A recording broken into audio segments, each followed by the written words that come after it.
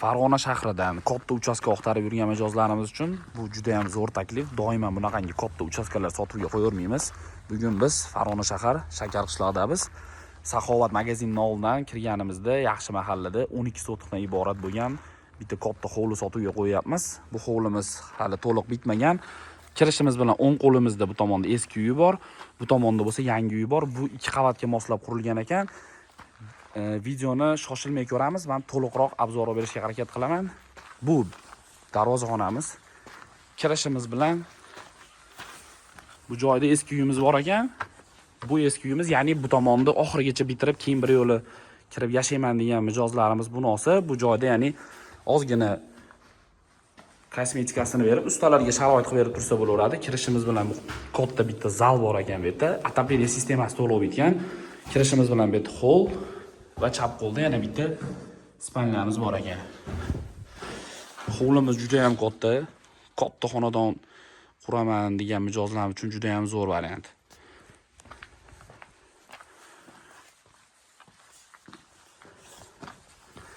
Bu tomonda eski binolarimizda oshxonasi mavjud.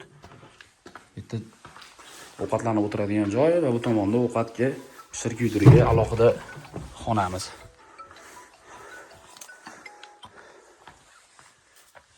Bu yangi binoyimiz obzorini olib beramiz. Bu tomonda kotelnimiz joylashgan. U tomonda binoyimizni atrofi to'liq, ya'ni devordan chekka qismidan qochirib qurilgan. Ya'ni qo'shnini devoriga tirab qurilmagan. U tomonda aylanmachasiga yo'lagimiz mavjud va bu tomonda ham mavjud. Bu mana binoyimizning asosiy ko'rinishi bo'ladi. Bu joyda ya'ni ikkinchi qavatga moslab qushnaqangi qurib ketilgan. Bu binoyimizga asosiy kirish eshigi bo'ladi. Bu joyda kirishimiz bilan bizda bitta hol kutib oladi. Mana kattagina hol. Bu joyimiz bu tomonda ya'ni chap qo'limizda bitta katta zal bor ekan. Buni menimcha hali ikkiga bo'linmagan, sababi bu tomondan ham yana bitta eshik qoldirishgan ekan. Bu ya'ni shu joydan yana bitta bo'linsa, bu joyda yana bitta xona hosil bo'ladi. Hovlimiz kattagina. Bu tomonda ikkinchi qavatga chiqib ketish va bu yerda podvalimiz bor. Uni ham hozir ko'rsatib o'tamiz. Va bu joyda keyingi xonamiz bu ham bitta katta zal. Yorug'lik zo'r tushyapti. 4 tadan ayna qo'yilgan ekan bu tomonga. Hovlimizga ham juda katta joy ajratilgan ekan. To'liq pishig'ishda qurilgan. Bu birinchi qavatimizni bu asosiy sanuzeli. Bu tomonda yotoqxona. Bitta koridor qoldirilgan ekan.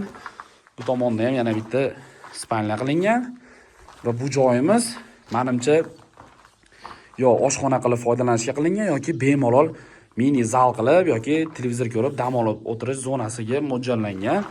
Oynalarimiz panoramli qilingan ekan. Bu ham yana binoyimizga chiroyli vid beradi. Bu joyda alohida eshik qoldirilgan, ya'ni binoyimizga bu tomondan ham kirsa bo'laveradi.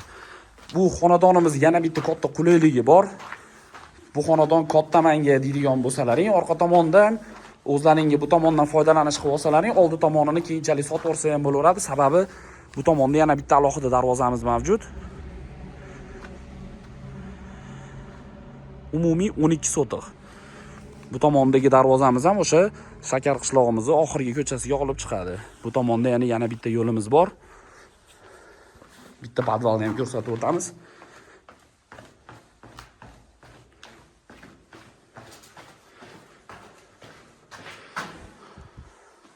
Podvalimiz ham o'sha kirgandagi chap qo'ldagi eng katta zalga mo'ljallangan xonamizni pastga to'liq podval qilingan ekan.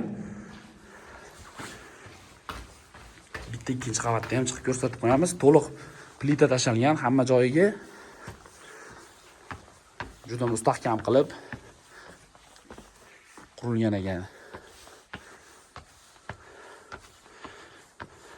Bu tom qismi mana bemalol ikkinchi qavatlaringni qurib, tepasini yana loyihalashtirib, o'zlariga moslab olishlaring mumkin. Bu mana aytib o'tganimizdek, oldik darvozamiz. Bu yerda shuncha bo'sh joyimiz bor. Bu tomonda o'zini ham bo'lib sotib olsalaring bo'laveradi keyinchalikka yoki bu joyimizni buzib yuboradigan bo'lsalaring, Yana ham katta joy hosil bo'ladi. Bu yerda basseyn ham bo'ladi, yozgi oshxona qilsalar ham bo'ladi, katta ziloni zona qilib qo'ysalar ham bo'laveradi bu joyda. Binoyimiz kvadrati ham juda katta qurilgan ekan. Egalari narxini 150 ming aytishyapti. Xudo xolasa yana ozroq kelishtirib berishadi. Pastda nomer yozib qoldiramiz. Bizga aloqaga chiqinglar. Uyda olib kelib tanishtirib o'tamiz.